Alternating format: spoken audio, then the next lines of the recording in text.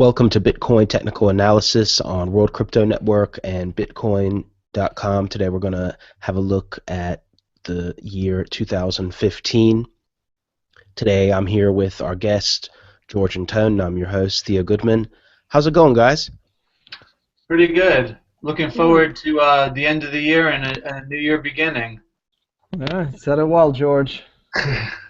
Yeah, indeed. Well, it's been a pretty interesting year as far as Bitcoin's concerned. The price alone has, you started the year off with a real big sell-off, and now, we're up a lot since the year start. So let's talk about a few things that's been going on. George, what do you have for us today? I'll start with Bitcoin and then move along to talking about the Chinese connection and a few other markets as well. So I have up a 4-hour chart, and as you can see, the price has been consolidating in this range, really choppy. But I'm getting a little short-term concern that we're going to head lower, especially looking at the moving averages. They're looking like they're going to compress, and the 50 is going to roll over. Plus, the RSI and MACD are also kind of signaling that they look like they might be ready to roll over too. So, obviously, if like 415 doesn't hold, I think we go and test the 50-day moving average, which is at about 399. 398. But overall, I still think you can't really say that it will be anything more than a correction if we do in fact start to correct. I mean, the weekly and the daily both are still in pretty bullish territory and looking bullish as well. Here's the weekly. You can't really argue with that chart. I mean, it's still strong as can be, and I think we just recently had a moving average crossover of the 50-week and the 100-week, so that's pretty bullish. In saying that, we definitely have room for a correction here while we're consolidating. And the one thing that I'll point people to is something that you brought up at the beginning of the show, which is that last year, remember, right into New Year's, we had the big crash on Bitstamp, and that's right here at the bottom right of the chart. And maybe we get something like a correction in the first few days of the year this year as well, repeating itself. Maybe not, but I mean, for me, the 4-hour tells me that it looks like it wants to go lower here. So I'm not saying it's going to crash, but I definitely think that a correction could be starting a bit. So here's one of the things we always talk about, which is the spread between the onshore and the offshore yuan. And up until yesterday, it started to widen again, and we got this big candle here, which is a little hard to see because of the there. So, and then it came off, and it looks like an evening star started to form a bit. But this has been pretty much a money chart to say, like, when the bullishness of Bitcoin and not as the spread has widened. And this candle today coincides with the price coming down in Bitcoin.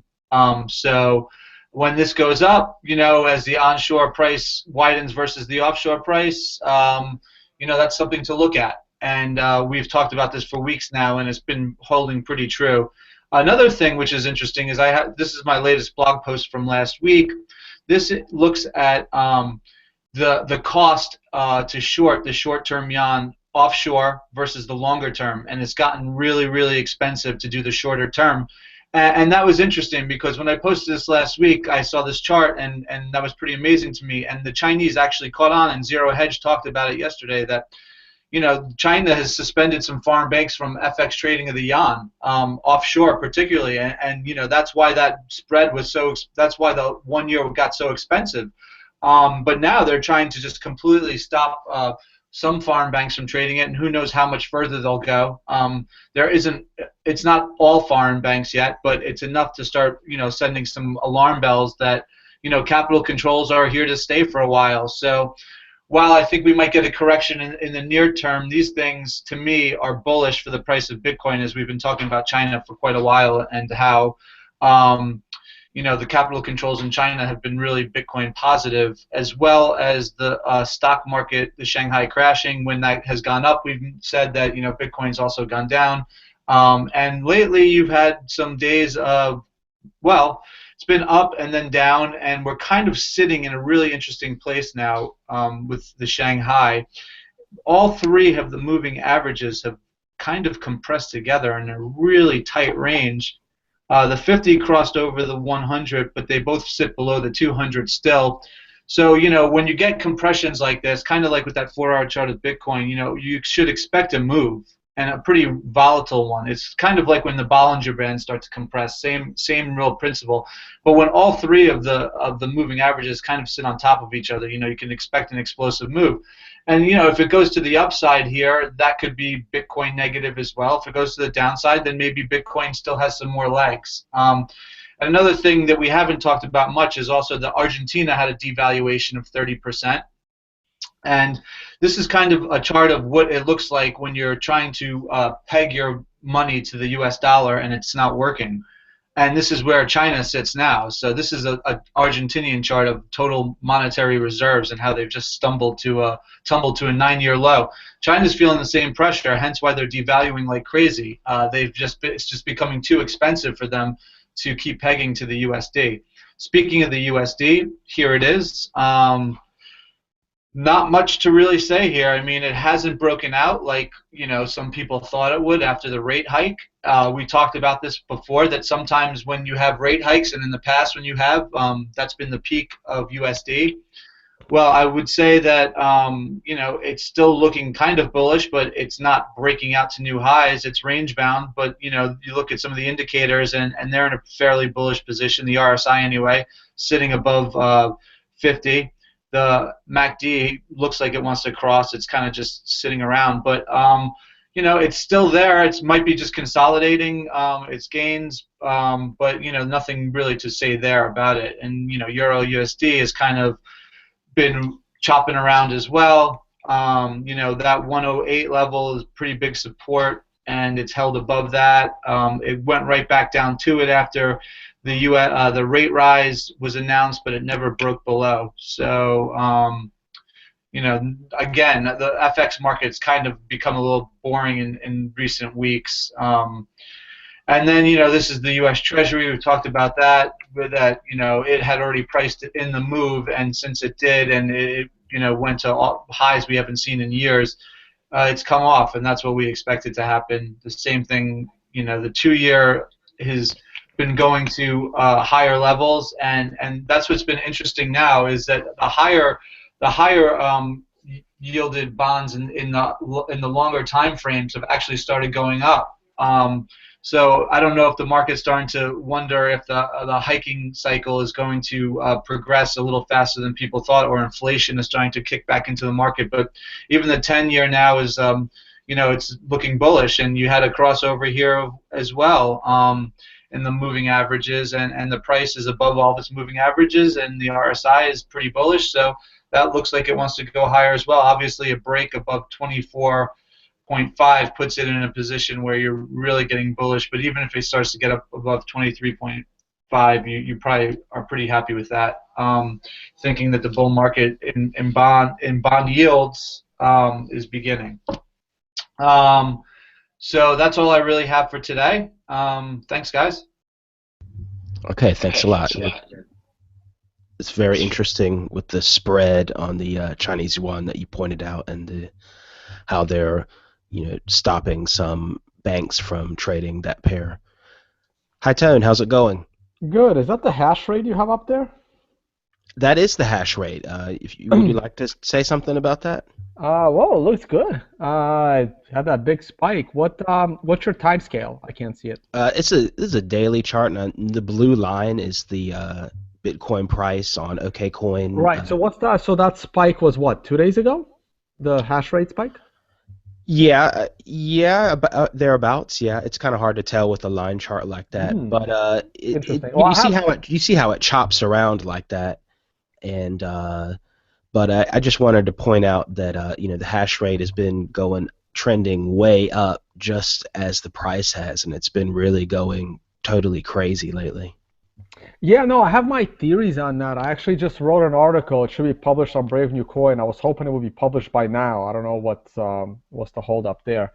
But my my theory on this is that a lot of miners, like, they ramped up their R&D, and they're trying to just get every possible chip every possible computer plugged in because they only have 6 months left of those 25 Bitcoin rewards. So whoever gets that last 25 Bitcoin reward before the halving, I guess gets the last prize. So I can see this ramping up a lot going into the halving, and after the halving, I see stabilization in the hash rate. I mean, that's my view on it. Okay, we'll see. That's a very interesting theory. I think that definitely, I think everyone is thinking the same thing, that, the hash rate is just going to go to the moon up until the halving, and then after that, we'll see what happens with it. Yeah, But I also think that there's miners are not selling as many coins. At least that's also my personal opinion.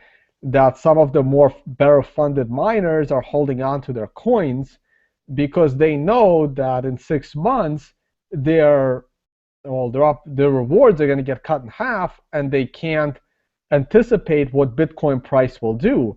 The best they can assume is the Bitcoin price will be the same.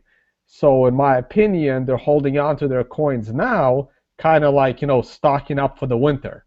And after the halving, they would have some, reserve coins to kind of sell and try to, stabilize their operational costs.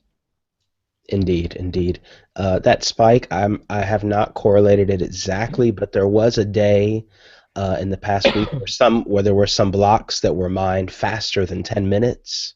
And Yeah, I heard about that. right, and that could be that really crazy spike we see on the chart. I'm not 100% sure if anyone in the comments is, correlates that spike to the day where there were a lot of blocks mined faster than 10 minutes. Then you can comment about that. But Tone, tell us about what charts you have for us today. All right. Hey, George, that was good. I definitely learned something new. I'll leave China to your expertise. I don't really know much about the onshore and the offshore. That's not that's definitely not my area. So that was good. Thanks for that explanation. I'll need to go back and read your blog post. All right, so my quick view on Bitcoin, as listeners know, I've been short-term bearish for quite some time, and I remain so. I mean, I'm very bullish intermediate term to, well, I guess longer term, even intermediate term, I'm still a little bearish. I just think we're a little overextended here, and we couldn't really break out. Oh, wait, this is the short-term chart. I'm going to put this up.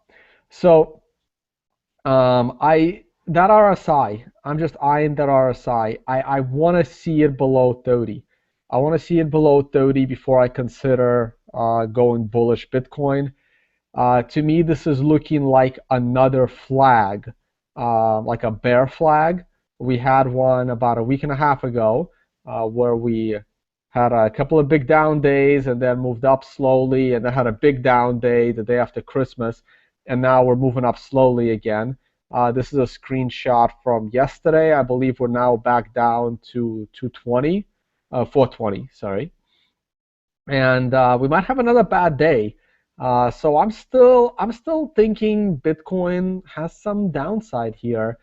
Just like George said, I completely agree with his Bitcoin views. And at a more zoomed in chart, we have, so if the Bitcoin price is now down back to that 61% Fibonacci, we're now back to the 420 area. That 50-day moving average is at around 380. I think we need to touch it. Maybe go lower, 360, 370. The MACD has rolled over. I'm still waiting for that RSI to go oversold. I don't know. I'm not buying it here. Just hold it if you have it. There's not that much to worry about. It's just a pullback. I'm expecting a lot higher prices.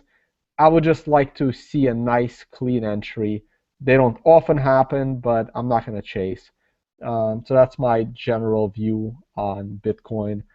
For more details, my blog, Liberty Life Trail, or check it out on Brave New Coin.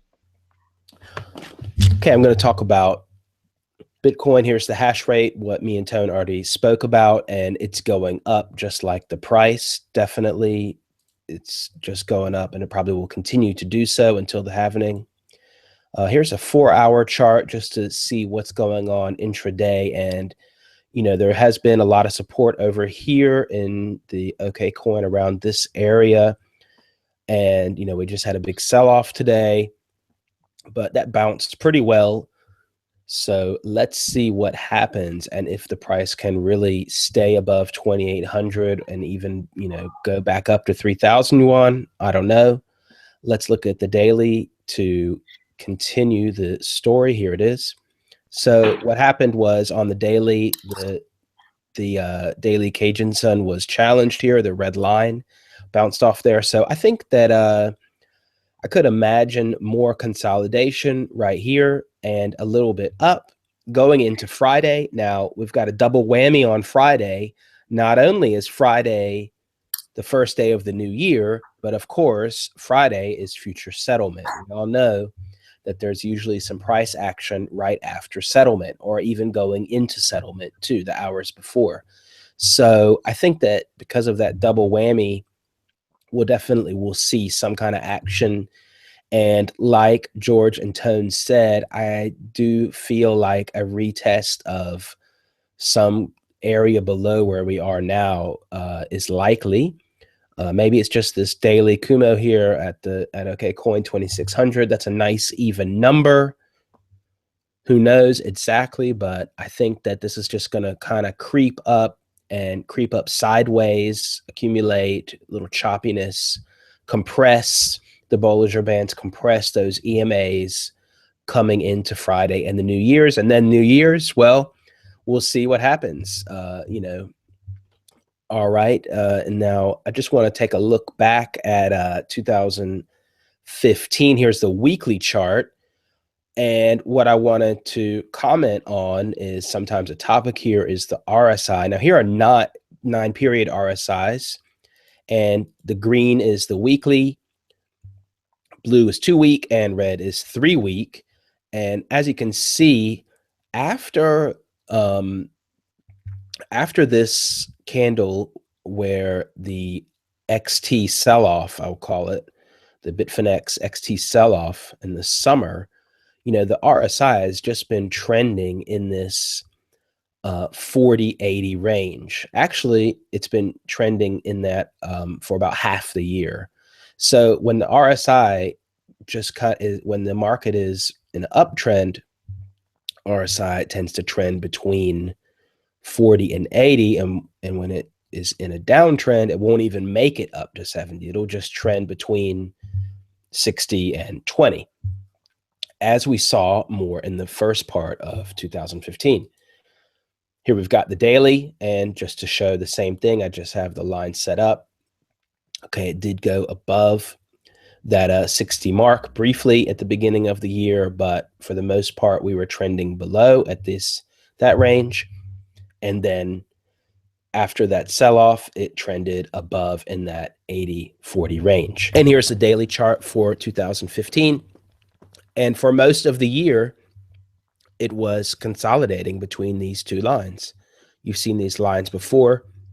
This is approximately 300 on the dollar exchanges and about 220 on the dollar exchanges too. And that is the range that you had most of 2015 before this really big breakout here at the end of the year. And that's been tested one time after the big sell-off after 500. It did come down and test 300, and then, well, we're where we are right now. So we'll see what happens coming into the new year. And here is the volume. Now, check out the volume since the summer. The volume over at OKCoin has just exploded. Some call it the volumizer. Now, whether this is so-called real volume or wash trading is to be determined, but I think it's definitely a story to take into consideration for 2015. I mean, just look how ridiculous the volume is up here. It's crazy. So I think that is about it for 2015 and Bitcoin. I want to thank everyone for watching. Make sure to check out us at bitcoin.com and World Crypto Network. Give us a thumbs up, comment on this video, and subscribe to the channel. Thanks a lot, and I wish you a new year. See you next year.